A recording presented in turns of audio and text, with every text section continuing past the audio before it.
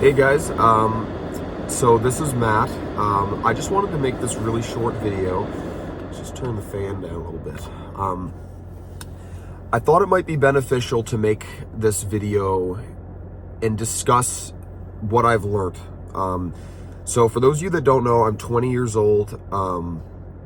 I started my own residential snow removal company last year.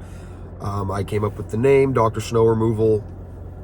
Just had one tractor, it wasn't really a company. But in my brain it meant a lot to me. I thoroughly enjoyed what I did. I've been doing this since I was about 11. And I really fell in love with it last year. I learned a lot of things.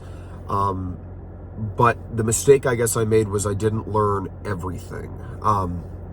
Driving a tractor is going to be violently different than running a company. Now, from my experience, all I can say is over prepare, but just be ready to learn. A lot of these things I could tell you in a video and you're really not going to pay much attention to. You're going to have to learn through, hard knocks.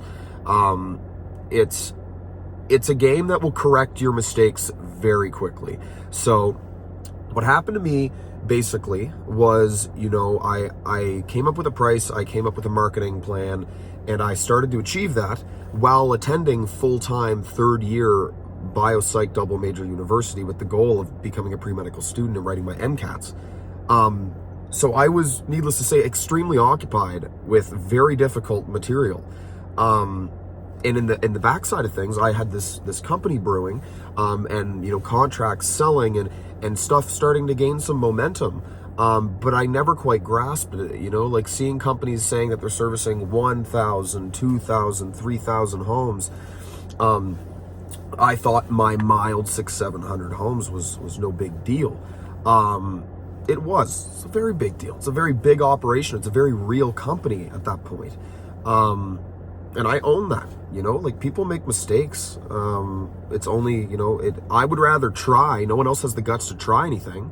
I had the guts to try, I went out there, I did it. So, I learned that, I had to take this more seriously than I was. So anyway, the first snowfall came. Now, the first major issue that I encountered in my company was data correction. So in this business, there's a lot of moving parts. There's two ways you can approach this issue. You can close your doors and say you're signed up, there's no refunds, kick the dust, I'm going to service you for the year, and nobody else can join. So you have your hard data spreadsheet, doesn't change, your guys can learn their roots and they can do their job. Because this constant fluctuation really screws up a company like us. Now for us, what we do, which is basically a full-time job for a couple of receptionists, is you want a refund? Here's your refund based off of $50 a visit. We're going to remove you from the list. That also means we're going to be adding new people to the list. And we include driveway staking and all these different geofencing things into our packages. So, it's a lot of work in between every storm to make sure all these properties are being inserted into our systems, invoiced, registered, terms and conditions signed. And you got to do this on a large scale. You're talking to 50, 60 people, per week. It's a lot of moving parts. So that was my first major issue that I encountered as a business owner was, the data. The data is always changing. It's a lot more administrative work than I could have ever imagined. It can be confusing as all hell. And unfortunately, my data got contaminated. So I was sloppy with deleting old contracts. I would forget to delete them from certain lists, sorry. And it would just turn into this little array of, almost like the little Nile River. There was just this little tiny bit of customers that just kept having these issues. There was a vast 90% that would never vocalize any issues, that would be, for the majority, relatively satisfied, especially for the extremely, extremely low price that I came into the market at. But there would be that, that vocal 10%. And they have every right to be vocal. They're a customer. And they were not satisfied for very real reasons, mostly because they were missing from the data. Their homes were not being serviced when everybody else's homes were being done. And then there was also people, which, screw them, I guess. They want to take advantage of us, they can go kick shit. But they'd refund the service and never tell us that we were doing their driveway. And then they'd actually tell my drivers after they did their entire massive driveway that would take them 20, 30 minutes, these very, very large properties, they would do the whole thing watching, and then they'd come out and be like, oh yeah, we canceled your services. Thanks for doing all of the work though. We wasted 20 minutes of your company's time when you could have been doing 20 different homes that were in a row with relatively small driveways. So anyway, that's one major thing that I learned fairly quickly as a young business owner. The second thing is just be careful of that social media presence. YouTube has always been a place for me to get on here and talk to, God knows who, about snow removal. I love equipment. Outside of the company, this is my personal YouTube channel, and I love heavy equipment, and I have since, I could speak. Go back. The proof is in the pudding. But the biggest backlash I found was through Facebook. If you're a young man out there or a young woman out there looking to start your own company, especially in a field like this, and especially a business model which directly impacts many, many, many, many, many members of your community, you better be ready to be hated. It blew my mind, really. I thought this town was a nice place. There's a lot of idiots. They all have something to say. They all want to slander your name. They all got some chip on their shoulder to you the second you start succeeding. They all support you when you're the underdog. And then the second you start actually doing it, they hate you. And no matter how hard you try, no matter how many hours you don't sleep, no matter how many good ideas you have, no matter how much progress you've made, they're gonna have something mean and harsh and cruel to say to you because they're trying to bring you down. They're trying to hurt your soul. They're trying to make you stop succeeding, and you can't let that get to you. It got to me. I ended up, speaking to a psychologist, and I actually was told that I had PTSD. The first snowfall went horrendous. We were out there for 19 hours. My guys did not know what they were doing. And again, sure, you have every right to message and say that me and my staff are incompetent little toddlers that can't do anything, not even move snow. You have every right to say that. But I have every right not to service you or speak to you ever again. And I have every right to tell every other contractor in the entire city to do the same thing. We're people. We have our own issues. We learn. But what matters is what happens after that. So what people didn't see behind the scenes was that event happened, 19 hours. I buckled down.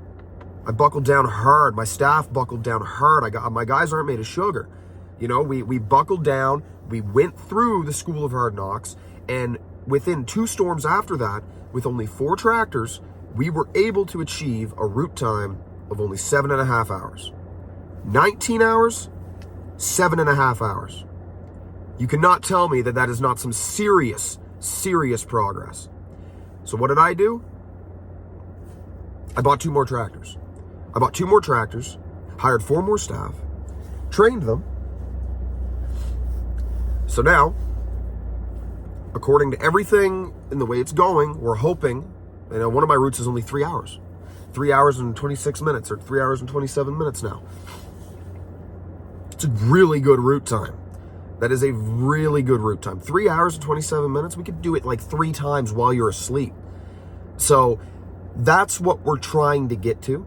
Again, everyone wants to say you're a scammer, you're in everything. At the end of the day, you got to put your head down, you got to know what you want, you got to go get it. And you got to always remember that the customer's right. Always. Within reason. They can be jerks, they can be idiots, you have every right not to service them.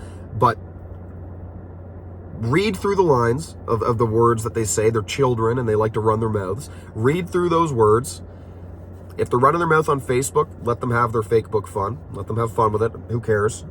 It's just a place for Karens to go and spew off information about people that are actually doing something. But read through the lines and be like, okay, so in this massive message where they threaten my life and they call me a scammer and they do everything, it all boils down to, okay, you weren't here for 9 hours. That's the problem. So locate the root of that problem. Come up with a solution.